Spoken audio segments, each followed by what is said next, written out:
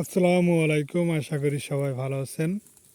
আজ ভিডিও করব যারা নতুন খামার বা যারা ছাগল ক্রয় করে ছাগলের খামার করবেন।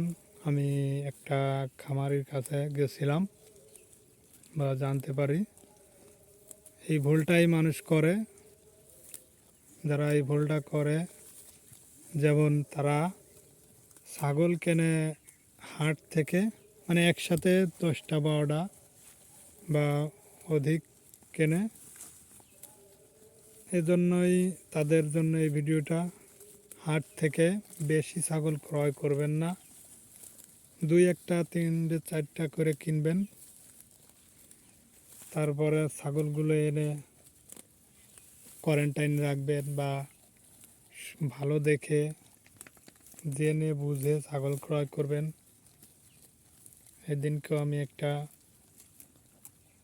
লোকের কাছে শুনলাম যে ছাগলের ফার্ম করছে, একটা ছাগল অসুস্থ ছিল, দেখা যাচ্ছে হাট থেকে ক্রয় করছে, সেই ছাগলটাই দেখা যাচ্ছে রোগ বালাই হয়ে মারা গেছে। আমি যে সকল ভাইরা হাট থেকে ক্রয় করবেন, নতুন যারা ক্রয় করতে চান হাট থেকে, আমি বলবো না, তারা আগে কোনো ফার্ম থেকে বা কোনো গৃহস্থর কাছ থেকে ছাগল ক্রয় করবেন। হাটে যে সব অসুস্থ তা না, কিন্তু হাটের থেকে বেশি ছাগল ক্রয় করবেন না, দেখে শুনে বুঝে ছাগল ক্রয় করবেন। আর হাট থেকে ছাগল ক্রয় করবেন না, করলেও যারা বোঝে জানে তাদেরকে সঙ্গে নিয়ে যাবেন। এই ভুলটাই মানুষ করে, হাট থেকে ছাগল ক্রয় করে, যারা বোঝে না তারাই বেশি ক্রয় করে। আমি বলবো হাট থেকে ছাগল ক্রয় করবেন না। যারা নতুন,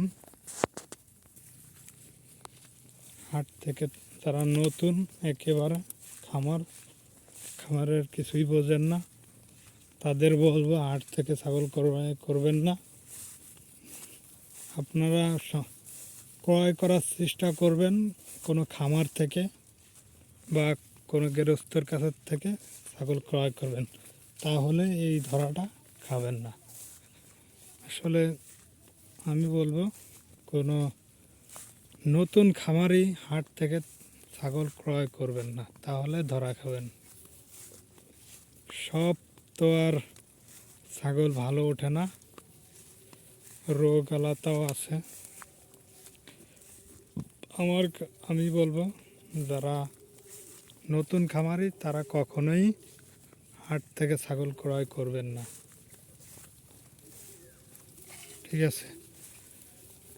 এই 2-1 দিন আগেও একটা খামারের কথা শুনলাম, এক খামারির কাছ থেকে নতুন, সে হাট থেকে অনেকগুলা ছাগল ক্রয় করছে, তারপরে ধরা খাইছে, অসুস্থ হয়ে ছাগলগুলো সব মারা গেছে।